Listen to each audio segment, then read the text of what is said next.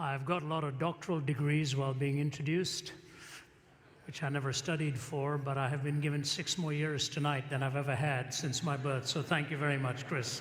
At this stage, every year counts. So we'll hang on to what we have. Got a lot of help up front there when you've got all the nice luminaries like Sinclair and Cal and all sitting around you. When the announcement was made that the car lights were on, somebody from the behind leaned over and said to me, "This is your moment to get out if you wanted to." So I don't know what that suggestion was made for, but I almost took him up on it. And then Cal leaned over and said, "I thought they didn't make cars like that anymore, that they automatically went out." So my response to him was, obviously there's one person in the audience who doesn't go to a prosperity church. And we're very proud of you. It is possible, of course, you are sitting in a state-of-the-art car and just you're sound asleep in the front there with the lights still on, but hopefully whoever had it has got it all corrected. It's a real honor to be here, a privilege to be whenever RC invites me to come. It's not always easy to accept. The reason is my calling is to hostile audiences. That's where I go. My primary calling is to go to places where people disagree with me and want to attack the faith. And so we are really evangelist apologists in all kinds of venues. In fact, just the day before yesterday, I was speaking at West Point. I did one morning at West Point, first night to the cadets, next morning to the prayer breakfast of that area. And just shortly before that, we were at UCLA on a Wednesday night where nearly 3,000 came for an open forum on the subject, "Has Tolerance Become Intolerant?" So as much as it's wonderful to be here, I wish I could be in places like this more often because you all minister to me. One man shook my hand and said, "You know, I know all of your jokes." And I've even translated them into Spanish, he said. So I shall not be returning in the future. He will be coming with all of the humor for you. So starting off with jokes, I'm to speak tonight on the theme of the resurrection. But I'm going to really call it the link of the resurrection in a life-changing story. Because it doesn't hang on its own. It comes in sequence on some very critical forerunners, both in personages and in the storyline. And I think it was important because every time this question came up with even Jesus on the Emmaus Road, rather than just going to it and showing them that he was indeed the resurrected Christ, he goes back across history, putting one link into another. They were so overwhelmed with what he had just finished telling them that they invited him for dinner. He feigned as if he was leaving, and they said, "Why don't you stay and have dinner?" And when he broke that bread, their eyes were suddenly open, and they said, "Did not our hearts burn within us?" When Stephen is about to be martyred, he goes through the whole historic process of one link into another. When Nehemiah and Ezra return in the Old Testament days after the exile, they too retrace this whole thing historically. So the gospel narrative is a story, and this was the final link after the incarnation. And of course, we all look forward to that ultimate day of consummation when we are in his eternal presence. Before I read the scriptures for you, I want to tell you a little funny anecdote here. Again, if the gentleman is here, you can translate it into Spanish. You probably already have. You know the story of Sherlock Holmes and Watson on a camping trip? I'm sure you've heard it. So these boys are on a camping trip and had plenty of liquid refreshment and went soundly asleep on this bright, starry night. In the middle of the night, Holmes awakened and looked up into the night sky, and he dug his elbow into Watson's ribs and he said, "Watson, Watson, wake up. What do you see?" He looked up and he said, "Stars and stars and more stars." He said, "What does that tell you, Watson?" He said, "Astronomically, it tells me that there are millions of galaxies and potentially billions of planets. Astrologically, it tells me that Saturn is in Leo. Orologically, it tells me that it's about 2:45 in the morning. Meteorologically, it tells me that tomorrow will probably be a beautiful day. Theologically, it tells me we're just a tiny part of the great whole. Why, Holmes, what does it tell you? He says, Watson, you idiot, somebody has stolen our tent.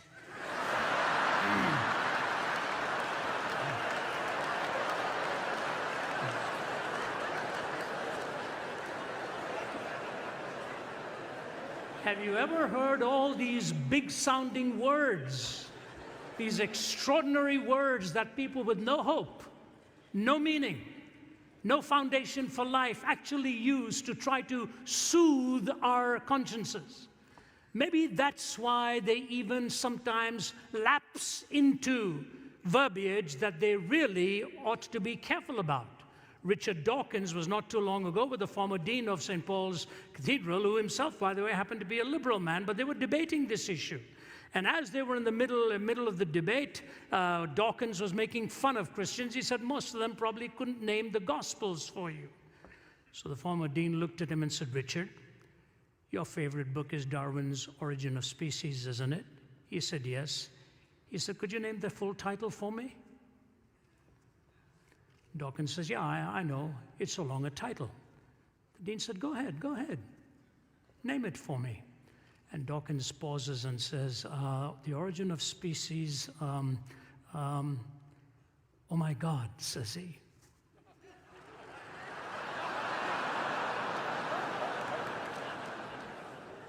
I hated to even repeat it, but this was live on the BBC. Couldn't think of it, and so the ultimate evidence of the sovereignty of God is that even when somebody who doesn't believe in him calls upon him to remind him of the book in which he started to believe, that he didn't exist.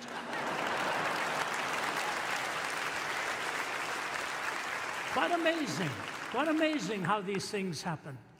But here it is when we deal with the notion and the reality of the resurrection, the whole gospel story. I'm going to present to you 3 links. The first 2 are so important, and then they link into the third on the resurrection.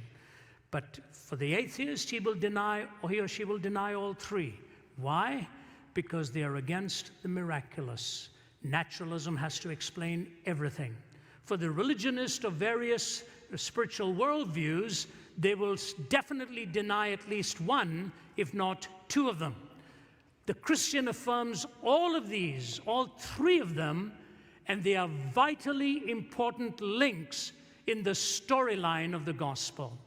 I've been in the ministry now exactly as long as RC has been, 40 years.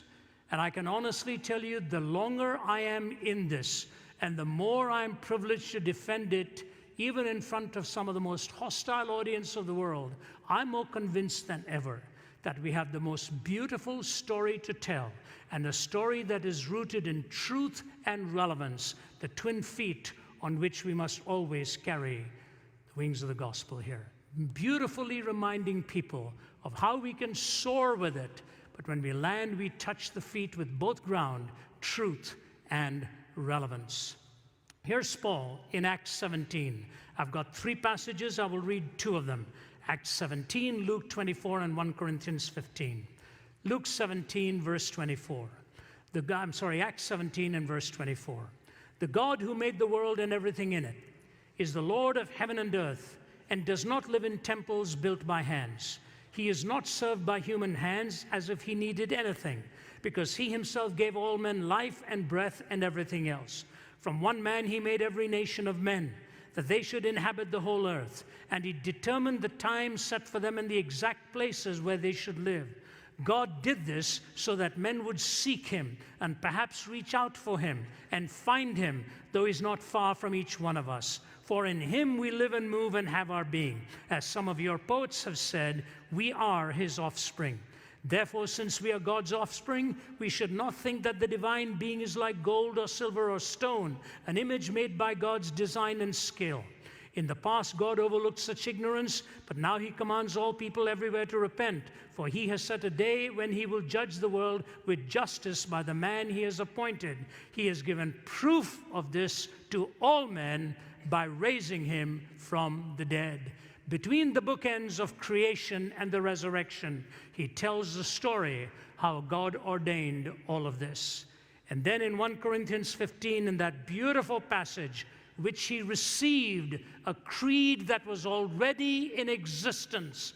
And even profound critical scholars like Pannenberg or Fuller will say to you that no more than 3 to 8 years had passed when Paul received this creed. It had been in existence even before him. So this is what he says: "For what I received I pass on to you as of first importance, that Christ died for our sins according to the Scriptures, that he was buried, that he was raised on the third day according to the Scriptures, and that he appeared to Peter and then to the 12.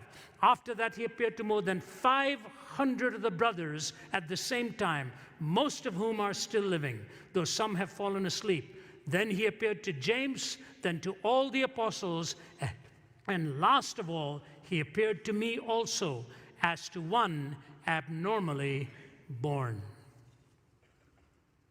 Powerful passage of Scripture here in 1 Corinthians 15, that descriptive passage of what the resurrection is all about and the particulars. So we move then between these three links as we get to the final thoughts of tonight's message.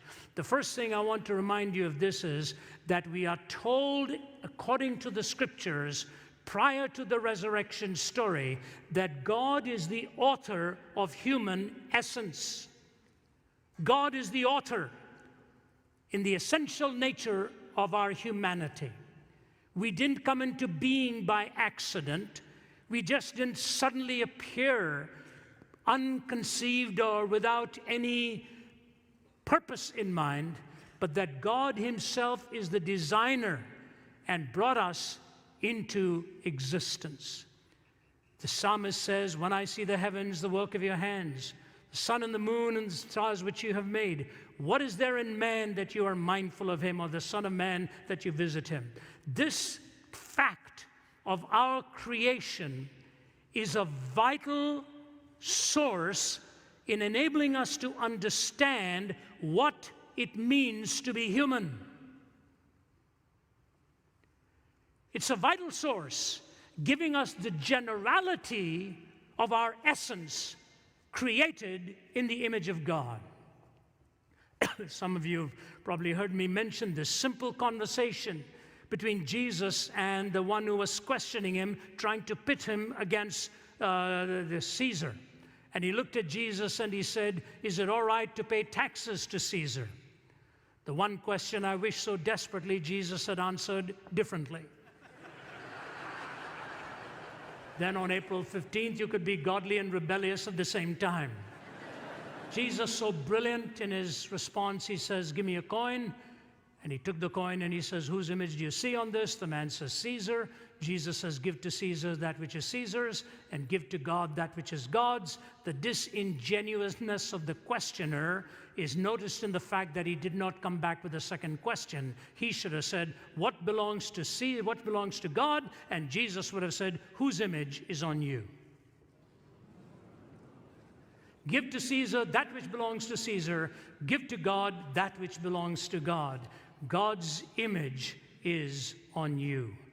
But no, the naturalists who tell us they will debunk the notion of the resurrection because it is a miraculous intervention in the normal processes of life and death, will also tell you they do not need God to explain the origin of the universe or God to explain the creation of us divine entities. And yet, if you read the scientists again and again, you'll see how they end up with systemic, ideological, and philosophical contradiction. And scientists themselves, disgusted with the approach of sheer, rugged, naturalism, unvarnished, are beginning to realize how undefendable this really is. David Berlinski, who doesn't have a dog in this fight here, he's not a believer. In fact, he is an avowed skeptic.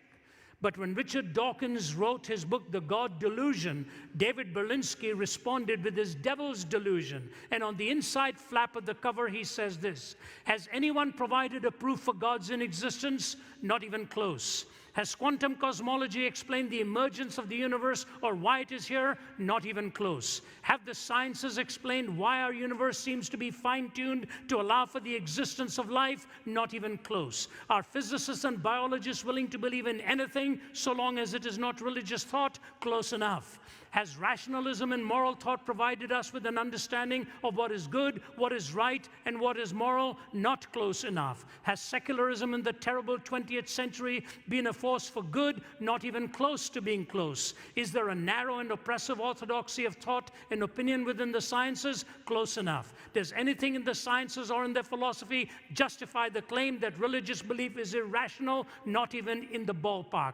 Is scientific atheism a frivolous exercise in intellectual contempt? Dead on.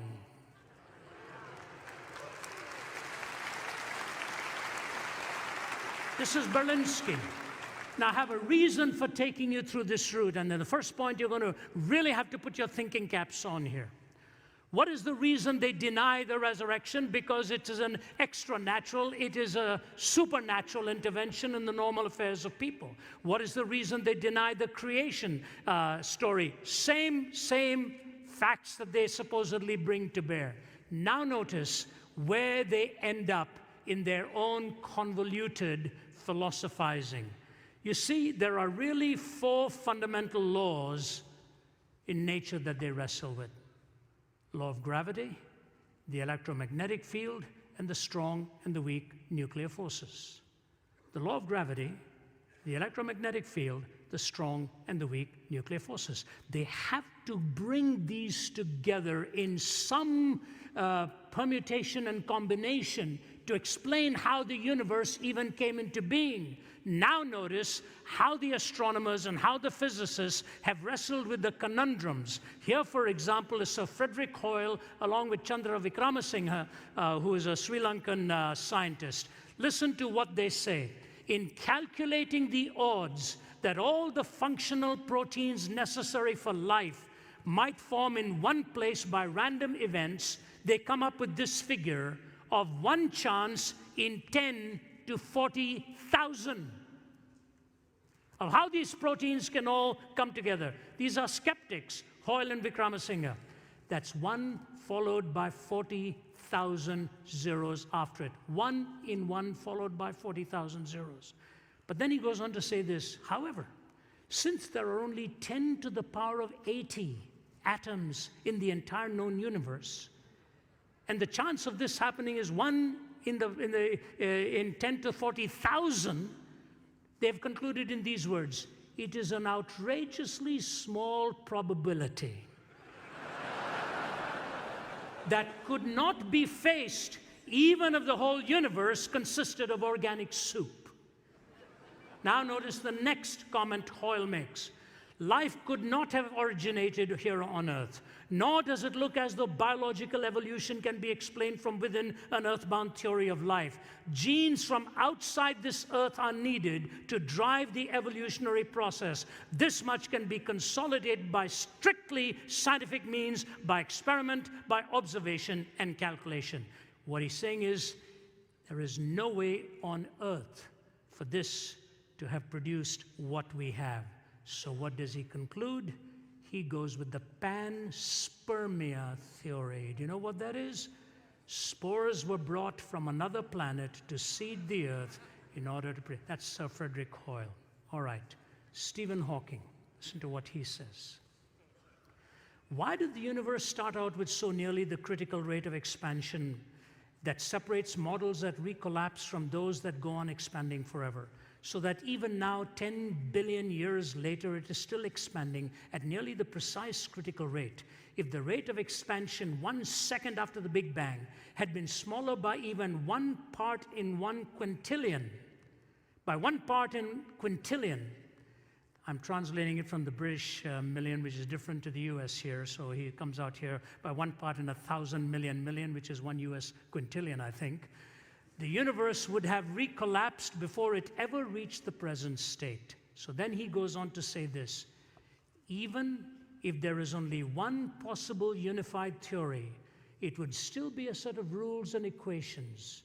What is it that breeds fire into these equations and makes a universe for them to describe. The usual approach of science of constructing a mathematical model cannot answer the questions of why there should be a universe for the model to describe, and why does the universe go to all the bother of existing at all. What place do we then have for a creator? Hawking. Francis Crick. Listen.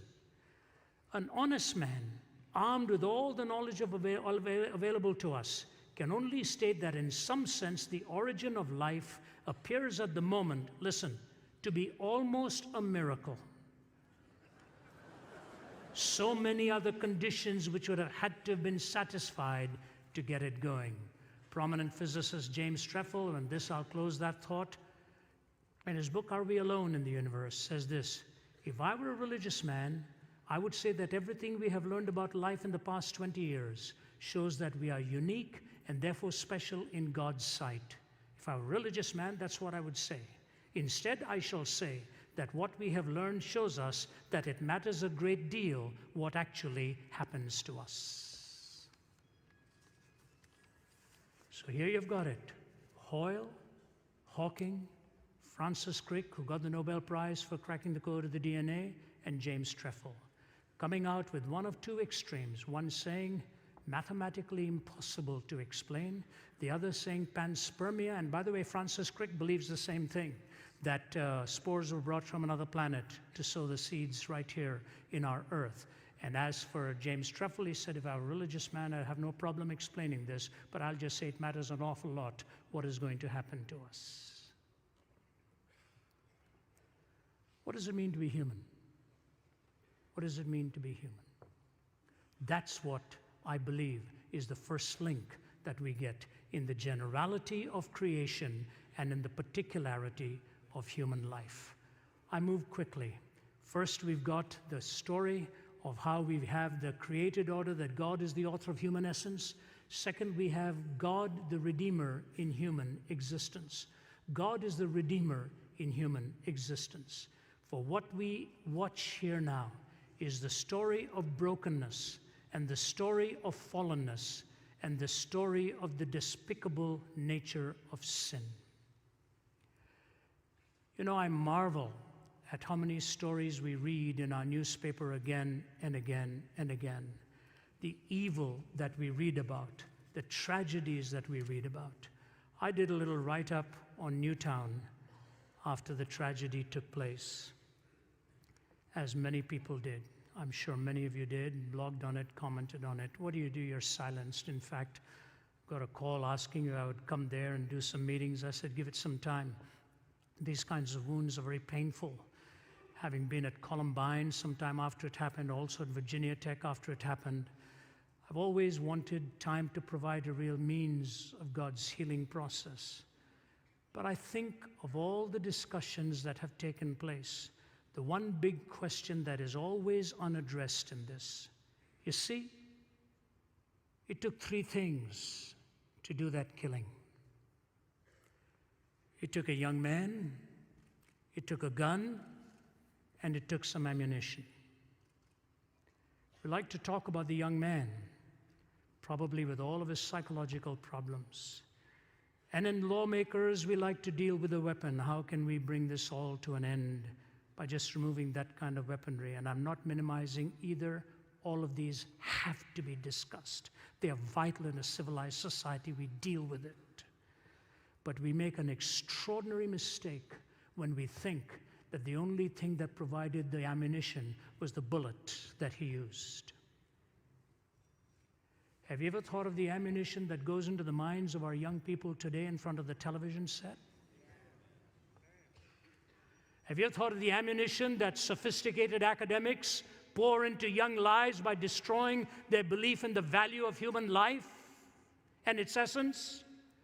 Have you ever thought of all the ammunition that goes on with the perversion that pours into your thinking and mind day after day after day? No, we'd rather deal with the obvious, the physical sight of a weapon. We daren't deal with the reality of what it means to be depraved within the human heart and how we can find an answer to that.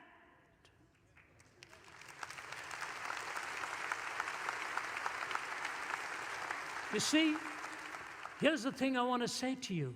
The same week that we witnessed Newtown in that horrific atrocity, another atrocity was played out in the city in which I'd made my home for many, many years, where I was raised, in the city of New Delhi, India, where 6 thugs got onto a bus. They had no gun, they had no bullets. They just took some iron rods and staffs and poles and battered a young woman to a point that she was so brutalized and plundered in her body that no hospital in India found within itself the resources to mend her body. They flew her to Singapore, and within a few days she lost her life. And the man she was with, I forget whether he passed away or what, he too was bludgeoned. 5 ordinary village-type people with no gun, with no bullets, ravaged a young woman like that, a beautiful young woman preparing to study psychotherapy, sent to an early grave. The depravity of the human mind. You know, my wife wanted so much to be here, and we've been through a tough 10 days. I'd gone to Australia and come back and finished some meetings, and she had gone to represent me for some board meetings in Singapore and India. The first time we were back together after 3 weeks, it was a week ago Sunday, and Margie and I were packing some boxes, preparing to move, and she got up on a small step ladder, and I was in a other room, putting some of my books in or whatever, when I suddenly heard this crash and a scream. And she came crashing back, and when I walked in, it's a sight I'll never forget. She was just staring glassy-eyed into the ceiling, and her arm was just completely limp. And I just burst into tears and bent down, couldn't move her body. She said, please don't touch this arm, something's happened. And I called the paramedics and all of them, and took them about 30 minutes, first giving some morphine to kill the pain, and then 30, 40 minutes to get her onto a stretcher. It was a complete, clean fracture of the humerus, upper right humerus. You know what happens when your bone's broken? I had a broken back at one time. You can will all you want to will, and you cannot move that extremity. You can want to make all the decisions you desire, and she couldn't move that arm and still is in trouble with it, probably for some weeks, if not some months to come. Is that not an indication of what happens when the soul has ruptured and broken and fallen away from God? You can will all you want to will. You cannot rescue yourself. You cannot redeem yourself. So the story of creation is linked directly into the story of redemption, and both of them take a miraculous intervention. Both of them. So those who deny the miracle of the resurrection are forced to deny the miracle of the new birth. Remember a long time ago, not a long time, but a couple of years ago, maybe even less than that, a book was written that ought never to have been written, which was called Love Wins. And one of the statements, I don't like to criticize people's writing, but I remember when I came to this line in there, I put it down and I said, my word. When he made the comment that nowhere in the New Testament there's a talk about receiving Jesus Christ into your life as your Savior. And so, you know what, folks? I came to know Jesus Christ when I was 17 years old on a bed of suicide. All the willing I'd done for 17 years had just ended up me in a complete mess. And I'm an apologist. We argue from here and find the bridge to here. From the head to the heart, we do it all the time. But I'll tell you what, no matter what arguments are presented to me at the end of the day, I know in whom I believed. I know who's redeemed me. I know the divine encounter and what happened to me in that hospital room. I know the transformation that took place, the new hungers, the new loves, the new desires, the new passions. All of these came by divine intervention. It was a miraculous intervention of God Himself into my life, just as He's intervened in yours. And until we understand that it really takes a supreme intervention of God Himself to overcome the dastardliness of evil, the inclinations of the heart, until we understand that, We can just sort of stop short with one idea of the miraculous, either in the creation or in the resurrection. We will lose sight of one of the greatest down payments of the ultimate resurrection, which happens right now as God brings new birth within you and brings that dead soul to life, as it were, bringing the new life into you. This society does not understand evil. That's why it does not understand the miraculous power needed for the new birth. Adolf Eichmann, when he went to trial, I remember being in Yad Vashem in Jerusalem when I was doing a research for one of my books, and the people took me in and showed me reams and reams of material. And in fact, there were young people going through the entire manuscript and the transcripts of the Eichmann trial, and a lot of it fascinating to read, how he was brought in by the Mossad from Argentina in a cloak and dagger operation that's told in the book The House on Garibaldi Street, and ultimately put into a film, how the intelligence so brilliantly operated. Peter Malkin was at the helm of it all, and brought Eichmann back in a brilliant maneuver and took him back to Israel for his trial. And Hannah Arendt, of all people, writes the book on the trial and execution of Eichmann, and her book ends with this paragraph. Adolf Eichmann went to the gallows with great dignity. He asked for a bottle of red wine and drank half of it. He refused the help of the Protestant minister, the Reverend William Hull, who offered to read the Bible with him. He had only 2 more hours to live, and therefore no time to waste. He walked the 50 yards from his cell to the execution chamber, calm and erect, with his hands bound behind him. When the guards tied his ankles and knees, he asked them to loosen the bonds so that he could stand straight. "I don't need that," he said. And when the black hood was offered him, he was in complete command of himself. Nay, he was more. He was completely himself. Nothing could have demonstrated this more convincingly than the grotesque silliness of his last words.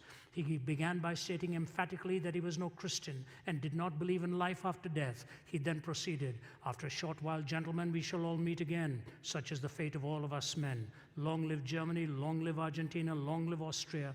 I shall not forget them." In the face of death, he had found the cliché used in funeral oratory. Under the gallows, his memory played him the last trick. He was elated, and he forgot really that this was his own funeral. It was as though those last minutes he was summing up the lesson that this long course in human wickedness had taught us, the lesson of the fearsome, word and thought-defying banality of evil.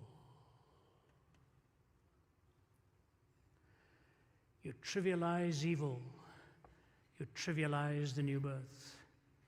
You trivialize the new birth, you will ultimately trivialize the created order.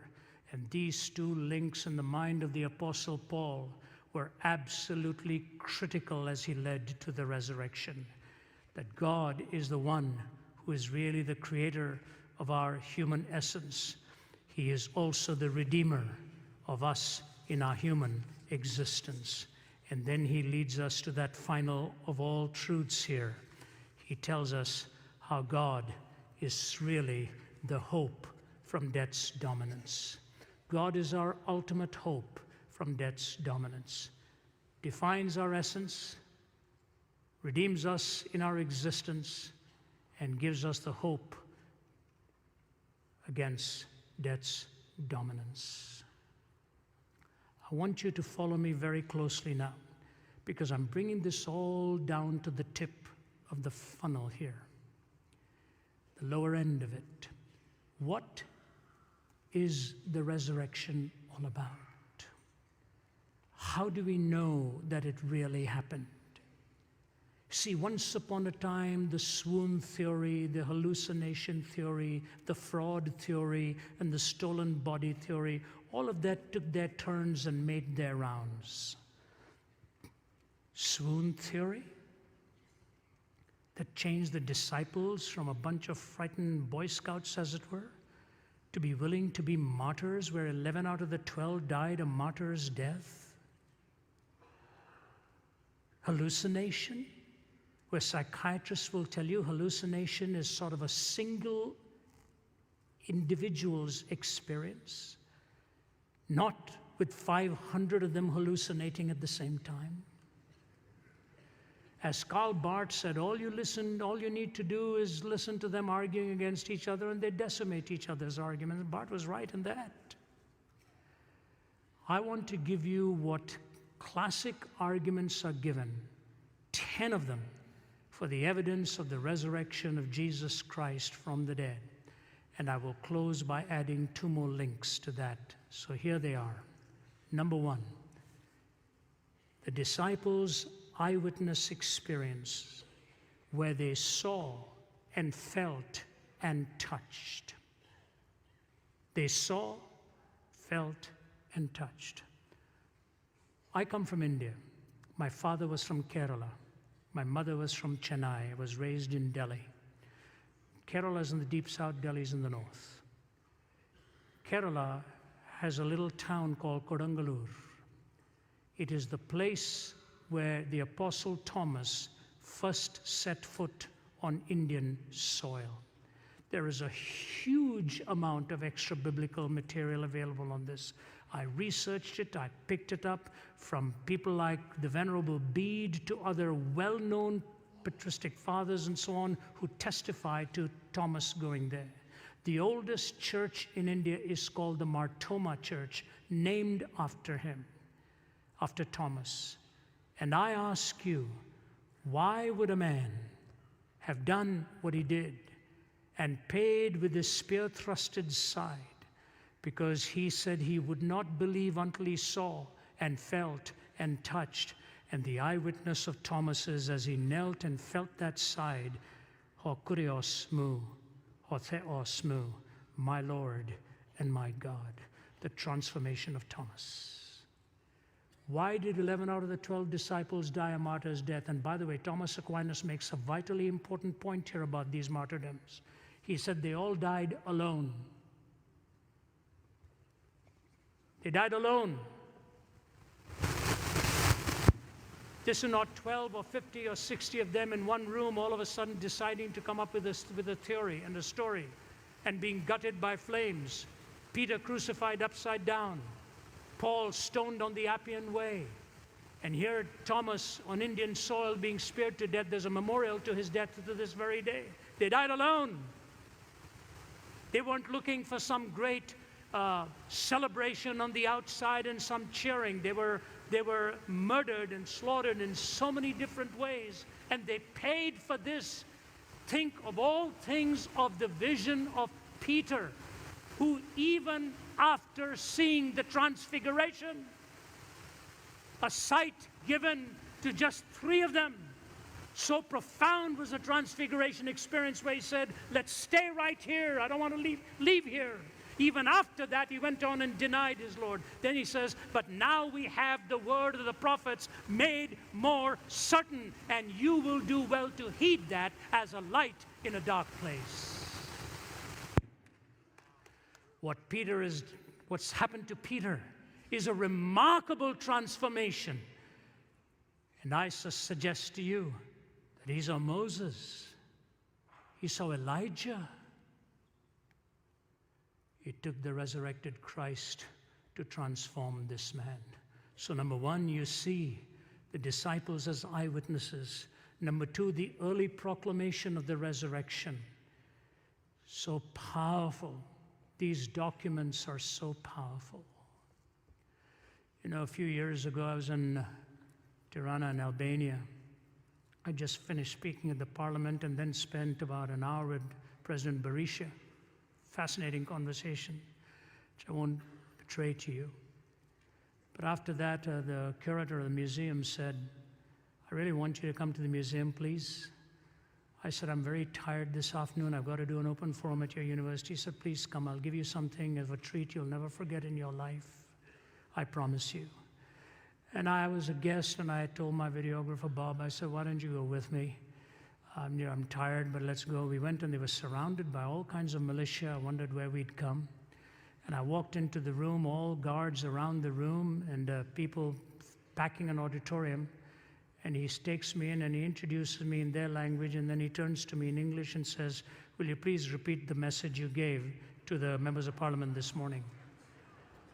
So I looked at him and said, I thought you were going to give me a surprise and a treat I'd never forget. He said, it'll come, just speak. I did it in about 20 minutes, and then we sat down. All of a sudden come 3 or 4 guards with their arms outstretched like that, all of them wearing blue gloves. And one man following them with blue gloves in their hand places one in front of Bob Tygart, my videographer, and myself. And they place these volumes in front of me. The 4 Gospels, written in gold ink by the hand of Saint Chrysostom in the 400s.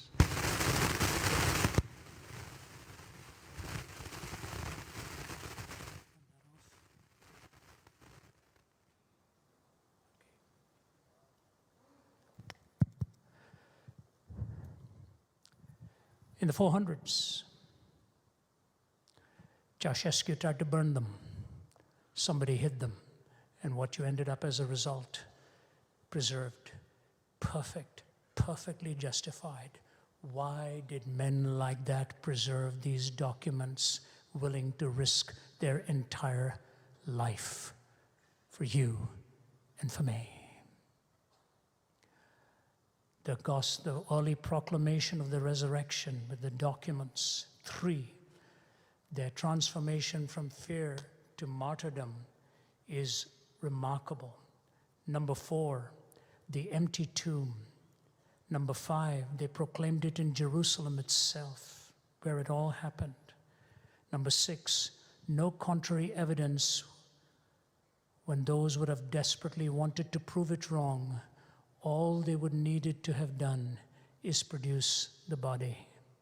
Instead, Rome itself bent its knee to the message, the power of all that was happening. 7, the existence of the church founded by law-abiding monotheistic Jews. 8, the change of the day of worship to Sunday. 9, the conversion of James. 10, the conversion of Saul of Tarsus. Number 1, eyewitness experiences. Number 2, early proclamation of the resurrection. Number 3, transformation of the disciples from fear to martyrdom. 4, the empty tomb. 5, they proclaimed it in Jerusalem itself, right where it happened. 6, no contrary evidence when those who wanted to prove it wrong would desperately have wanted to produce it. 7, the existence of the church founded by law-abiding monotheistic Jews. 8, the change of the day of worship to Sunday. 9, the conversion of James. 10, the conversion of Saul of Tarsus. I've already spoken to you about Peter and Thomas. Can I add just one more? Why on earth would they have first put the evidence in the mouths of women? Tell me. In a society where their word would not have counted in court. So if anybody is scheming this thing up, anybody is trying to create a scenario, that would be the last place they would have gone to find authority. It's just like my Lord, who take those that the world was marginalizing, just like my Lord on the cross, to look at the young man and point to his mother and say, take care of her. She's your mother now. And then he comes into the garden and appears to the women and says, you go and tell the disciples, and you go and tell Peter, these boys weren't ready for this kind of a primary source. It's amazing, absolutely amazing.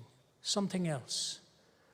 Why would he have said he was going to bodily rise again when he could have hoodwinked them like other Eastern mystics and said, I'll spiritually rise again? How do you ever falsify something like that?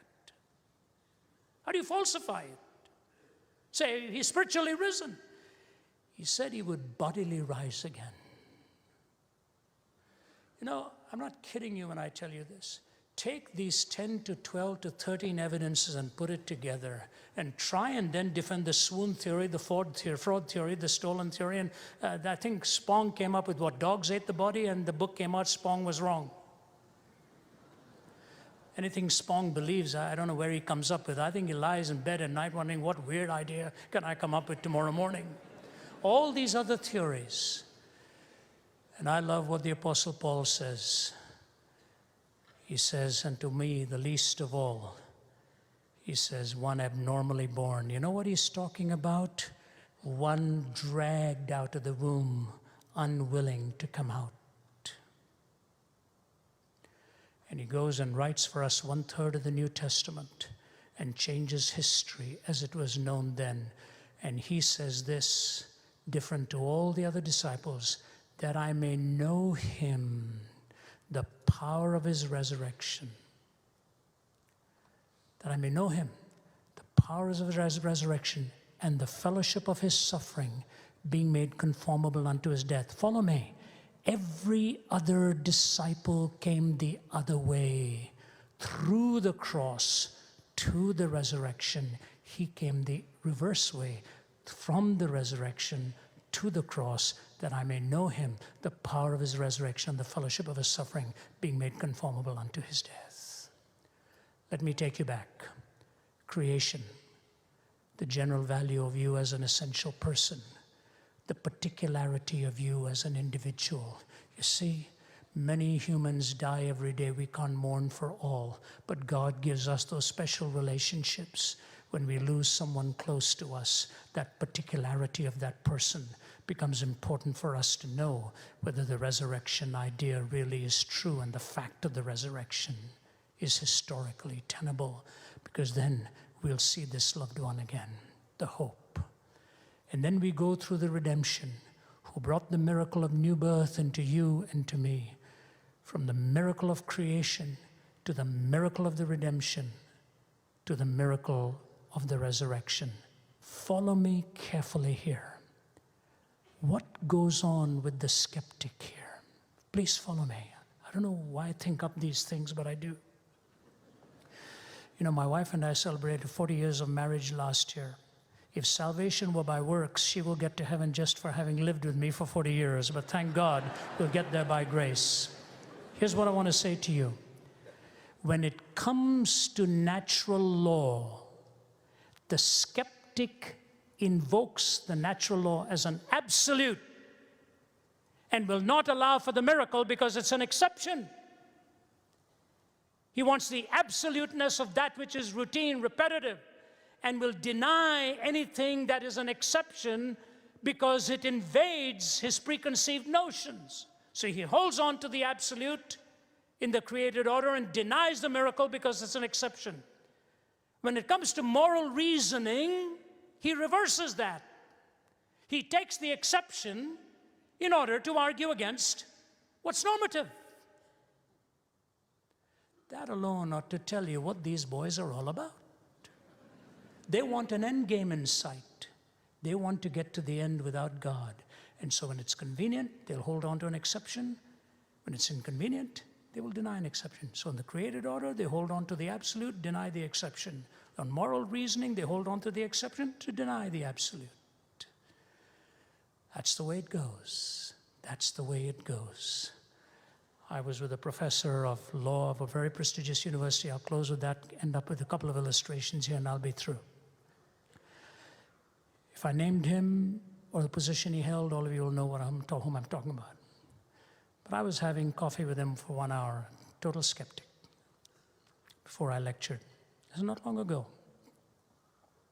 He said, you know, Ravi, when I was young, I had all the aspirations, and I was very conservative in my thinking, my values, my beliefs.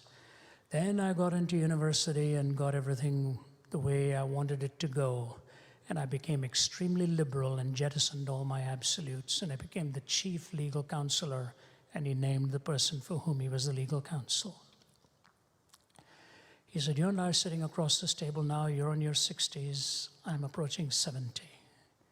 He said, I'm back to my conservative way of thinking, and wondered where all the years went that I squandered in debunking absolutes and debunking all those notions. He said, you know, friend, I want to tell you something. If there is an answer, I'm coming more and more to the conviction it'll have to be in Jesus Christ. I know of no other. He writes to me, he writes to my colleague in Oxford, John Lennox. Why? Why? I'm now a grandfather. We have one little grandson. I spoke to him on the phone today. He's 19 months old. Hi, Papa. Hi, Papa. Hi, Papa. It costs a nickel and a half to just keep listening to that, but it's fun. And I watch him walking around and I think to myself, why am I enjoying this so much? I had 3. What's the difference? I think there's a difference. You know what the difference is? You have a stock of emotional energy available at any given day. When you have your own, you're spending all of that in care, responsibility, worry, provision, all that kind of stuff. You've got very little left to really enjoy it. Now, when it comes second time around, somebody else is spending all the emotional energy on running around doing this and this. You've got all of this energy to enjoy it.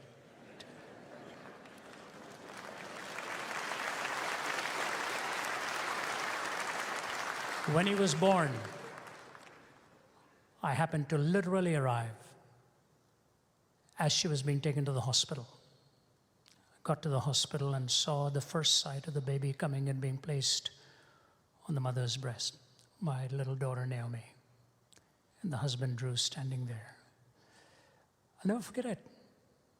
You look at the life and you say, wow, how precious, how particular. And the nurse comes and sits down and goes through everything, and she says, now Naomi, you got a bracelet on your wrist. Jude's got a bracelet on his wrist. If anybody takes that baby away from this floor, as soon as they get onto the elevator to go to another floor, you'll hear an alarm ring in your room, we'll hear one ring in our office. And my daughter's face fell. The glory of a new life was suddenly dimmed by the tragedy of depraved human behavior. And one day, we'll all come to that moment of being called home. And the Apostle Paul says, behold, I tell you a mystery. We shall all not sleep, but we shall all be changed at the moment, the twinkling of an eye, at the last trumpet.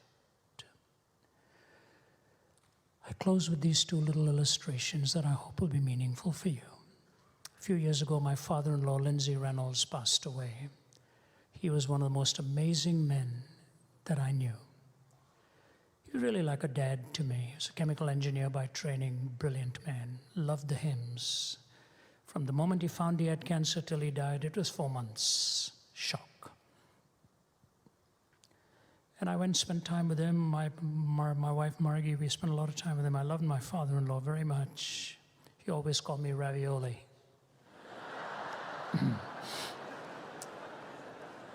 He never had a son. And I went and sat down and held his hand, and we chatted of all the great things. And he said, I'm so sorry, son, this has come so suddenly, and so on. I had to go away for some meetings, and the day he was going, he'd been silent for a few days. He was 85, been married 63 years, I believe. He'd been silent, shriveled down to a bag of bones. Didn't say a word. Then his eyes opened. 3 of his 4 daughters around the bed, his wife around the bed there. They all said this. He opened his eyes, looked to the heavens, and he said the word, amazing. That's amazing. Then he looked at his wife and said, Jean, I love you. And he was gone. Jean, I love you. And he was gone. What a way to say goodbye to this world. The glory and amazement of what you see, and bidding goodbye for having honored the love of your life. All of this only makes sense if you are created by God, if you're redeemed by Him, and ultimately resurrected for a future hope.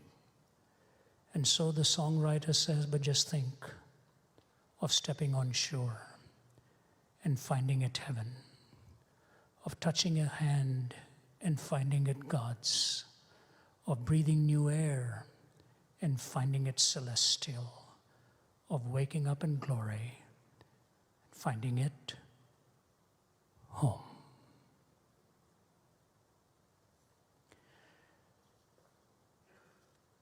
As a traveling man, no word means more to me as an abstract sounding word, but with all the concrete reality as the word home. You see, C.S. Lewis is right. You don't have a soul. You are a soul. You have a body.